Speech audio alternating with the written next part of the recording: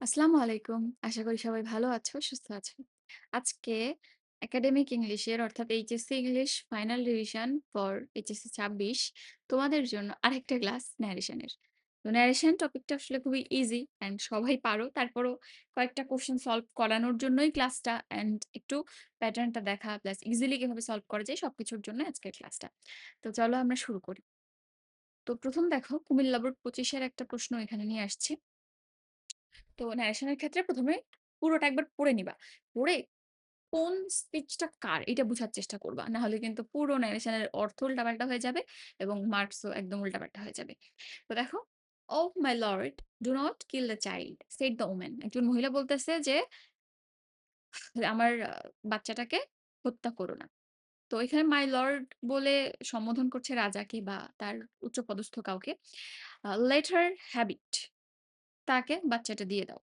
এরপর দেখো the king said, রাজা বলল, "no, everything is clear to me." রাজা বলতেছে যে আমার কাছে সবকিছু clear. Pointing to the woman, ওই মহিলার দিকে নির্দেশ করে he said to the servant, রাজা তার ভৃত্যকে নির্দেশ দিল, "give her the child, she is the mother of the child." তাকে বাচ্চাটা দিয়ে দাও, সে বাচ্চা না। তো এখানে ওই যে ২ মহিলা একটা বাচ্চাকে দাবি করছিল, তখন রাজা বলছিল বুদ্ধি করে যে, "তাহলে বাচ্চাটাকে ২ ভাগে ভাগ করে আপনাদের ২ জনকে দিয়ে দেই।"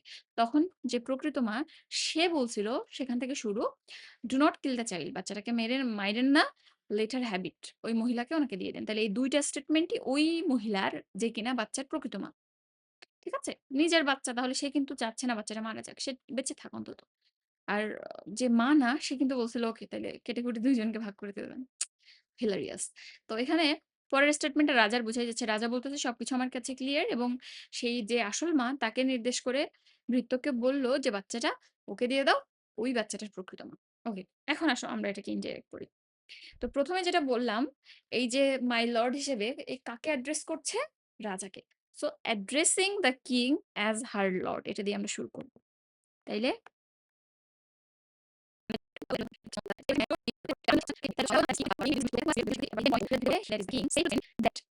বা এখানে যে গিভ আছে, আমরা ২ টাকে যদি সিনক্রোনাসলি মিলাই তাহলে আগে এই সেন্টেন্সটা তারপর এইটা। তাইলে দ্য কিং বা হি told the servant to give her the child. এই হার মানে ১ম ফার্স্ট ওম্যান। তো চাইলে তুমি এখানে ব্র্যাকেটে ফার্স্ট ওম্যান দিতে পারো। তাইলে এখানে told the servant to give, করতে পারো বা এই ২ টার মধ্যে রিলেশন আছে। তাকে বাচ্চাটা দিয়ে দাও কেন? কারণ বাচ্চাটা না। সেখানে বিকজ দিয়েও তুমি একেবারে লিখে দিতে পারো। যে he told the servant to give her the child as she was the mother of the child বা because she was the mother of the child. ঠিক আছে? ওকে। তাহলে এটাও আশা করি ক্লিয়ার হয়েছে। আমরা শুধু ক্লিয়ারলি চিন্তা করব। এত ঝামেলায় যাব না। আমরা অ্যাসেরটিভ এর ক্ষেত্রে কি দিয়ে যোগ করি? নেগেটিভ এর ক্ষেত্রে, ইন্ট্রোগেটিভ এর ক্ষেত্রে, অ্যাফার্মেটিভ এর ক্ষেত্রে যদি আলাদা কোনো ফর্মা থাকে, এরপরে ইম্পেরেটিভ এর ক্ষেত্রে কখন রিকোয়েস্ট দেই, কখন টোল্ড দেই, কখন কি ব্যবহার করি এটা একটু দেখতে হবে। আর ইম্পেরেটিভ এ যদি না বুঝো যে কি দিব, গোলালু টোল্ড বসাই দিবা, নাম্বার কাটবে না। ওকে?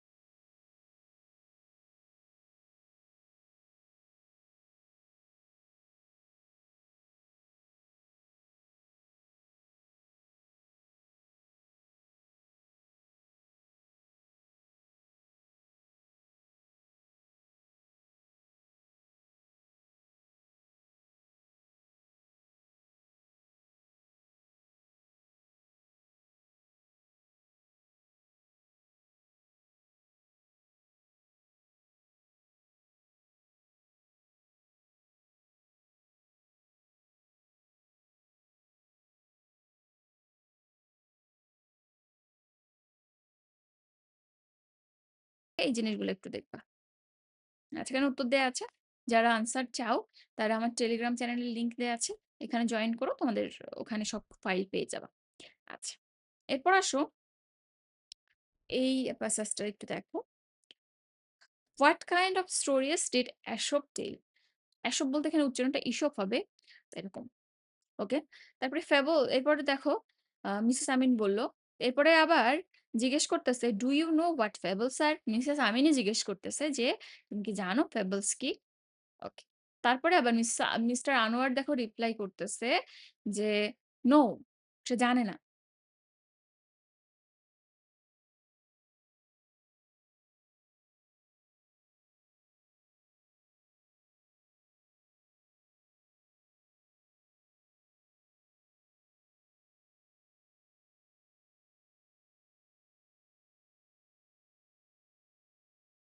এরপর দেখো ওয়েল সেইড মিসেস আমিন। মিসেস আমিন বলতেছে যে, "আচ্ছা ঠিক আছে, আমি তোমাকে বুঝায় বলতেছি এখন। Fables are stories with a message or a moral." তাহলে ফেবলস কি? একটা ছোট গল্প যার শেষে একটা মেসেজ বা মোরাল থাকে। ঠিক আছে? এরপর আসো who is Ashok and where does he live? Asked Anwar. Anwar আবার জিজ্ঞেস করলো এসব কে ছিল এবং কোথায় বাস করত? ওকে। এরপরে দেখো এসব entertain people telling stories says Mrs Amin. তো সে কি করতো যখন জিজ্ঞেস করলো? মিসেস আমিন বলল যে, "এসব মানুষকে গল্পের মাধ্যমে এন্টারটেইন করতো, আনন্দ দিত।" ঠিক আছে? তো এইটা যখন আমরা ক্লিয়ার করব তখন কিভাবে ইন্টারেক্ট করব দেখো। সব লাইন কিন্তু বোঝা গেছে। কোনটা কে বলছে কোনো আনক্লিয়ার কিছু নাই। এবং মাত্র ২ জন ব্যক্তি ২ জন ব্যক্তি বলতে হ্যাঁ, এখানে অ্যাপারেন্টলি ২ জন উপস্থিত। ইসব আছে বাট ইসব তো এখানে ডিরেক্টলি কনভারসেশন এ অংশ নিচ্ছে না। সো প্যারাও কমে গেল আমাদের। ক্লারিফিকেশন অত বেশি লাগবে না। তো এখানে দেখো ১ম সেন্টেন্সটা ১ম কোয়েশ্চেনটা কার? আনোয়ারের। কার কাছে? মিসেস আমিনের কাছে। তাহলে এখানে এভাবে তুমি শুরু করবা। Anwar asked Mrs Amin, "what kind of stories did এসব টেল?" এটা একটু চেঞ্জ করে দিতে হবে। যে পাস্ট ইনডেফিনিট থাকলে আমরা পাস্ট পারফেক্ট করি এবং কখনোই এরকম সেন্টেন্সের ক্ষেত্রে ইনডিরেক্ট ন্যারেশন এ এরকম ইন্ট্রোগেটিভ ফর্ম থাকে না। অ্যাসার্টিভ ফরমেট হবে। অর্থাৎ সাবজেক্টের পর অক্সিলিয়ারি যাবে। এখানে যেমন আছে ডিড ইসব টেল, ইসব ডিড পরে চলে যাবে। দ্যাট ইস এখানে তো পাস্ট হবে না। পারফেক্ট হবে যেহেতু। সো এসব সরি ইসব হ্যাড টোল্ড হবে। ঠিক আছে? সো এখানে কি হবে তাইলে Anwar asked Mrs Amin what kind of stories Aesop had told. Aesop had told এবং WH থাকলে সেই ধরনের ইন্টারোগেটিভ ন্যারেশন যোগ করার জন্য কিন্তু কিছু লাগে না। ওই WH দিয়েই যোগ হয়ে যায়। ওই ওখানে কানেক্টরের কাজ করে। এরপর আসো, do you know what fables are? এখানে উত্তরটা stories fables that is the stories were fables. তাহলে Mrs Amin replied that they were fables. Okay. এরপর আসো, do you know what fables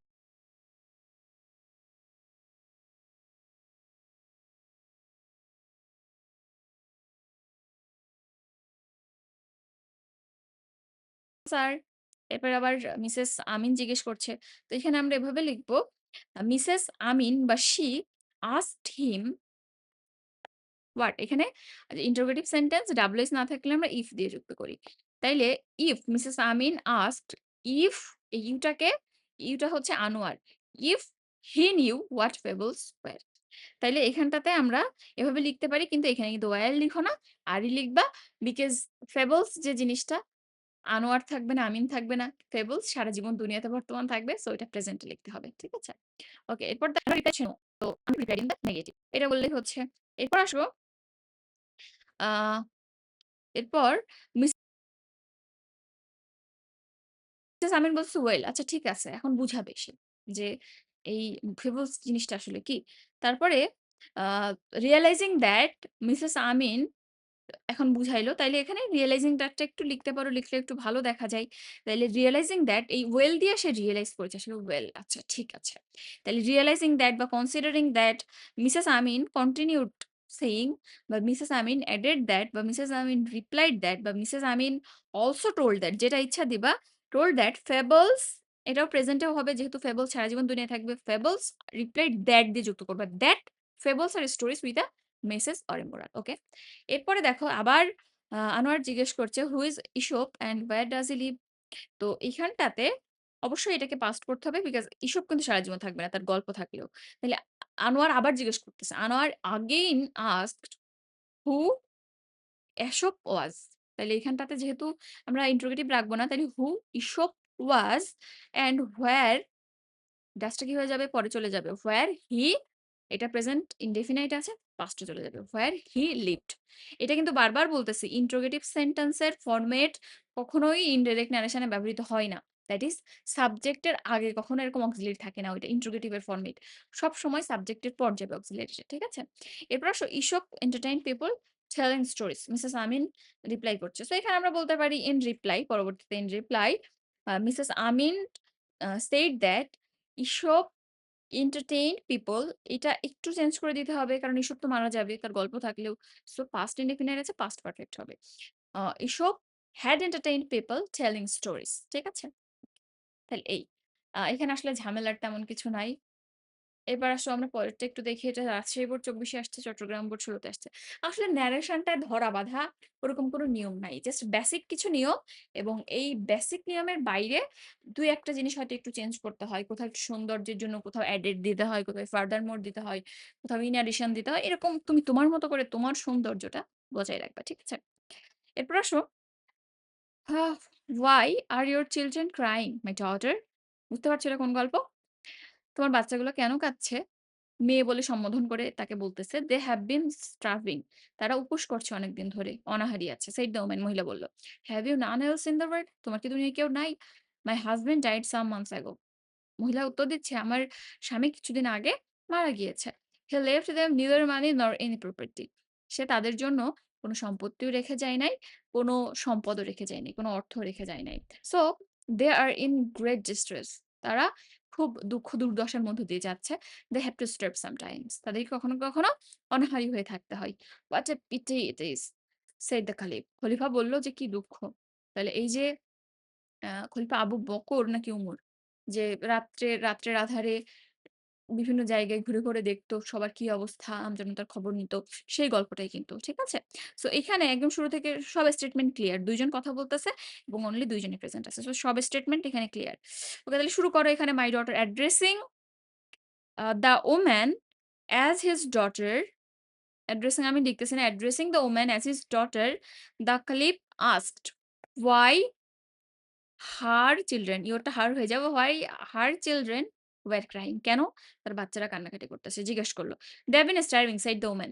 the women replied that they had been starving. কি উত্তর দিল? যে তারা অনাহারী। ওকে এখানে হ্যাভ বিনটা হ্যাড বিন হয়ে যাবে। দ্যাট ইজ এটা প্রেজেন্ট পারফেক্ট কন্টিনিউয়াস আছে, এটা পাস্ট পারফেক্ট কন্টিনিউয়াস হয়ে যাবে। এরপরে আসো, have you none else in the world?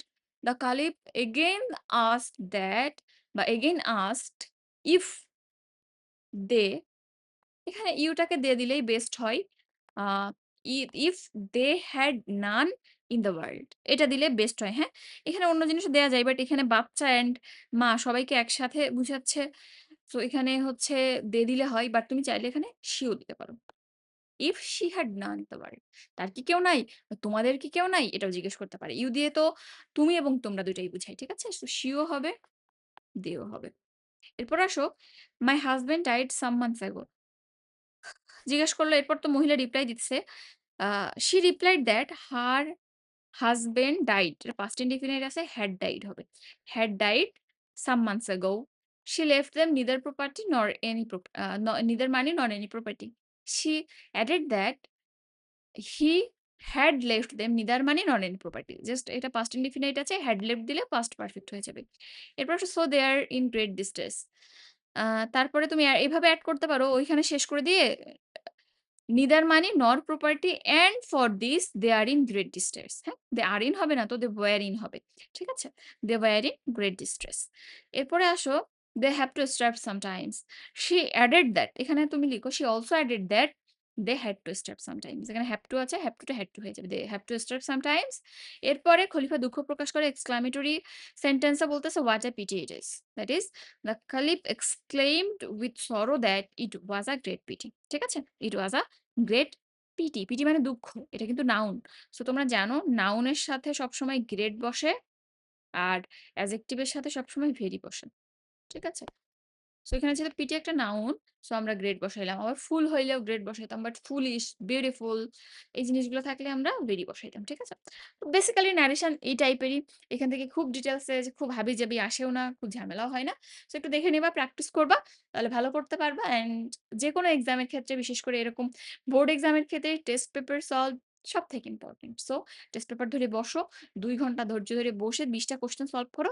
দেখবা সবকিছু পানি, পানি হয়ে যাচ্ছে। ঠিক আছে? তাহলে আজকে এই পর্যন্ত থাক। সবাই ভালো থাকো, পড়াশোনা করো, সুস্থ থাকো। আল্লাহ হাফেজ। আসসালামু আলাইকুম। নেক্সট ক্লাসে আবার দেখা হবে।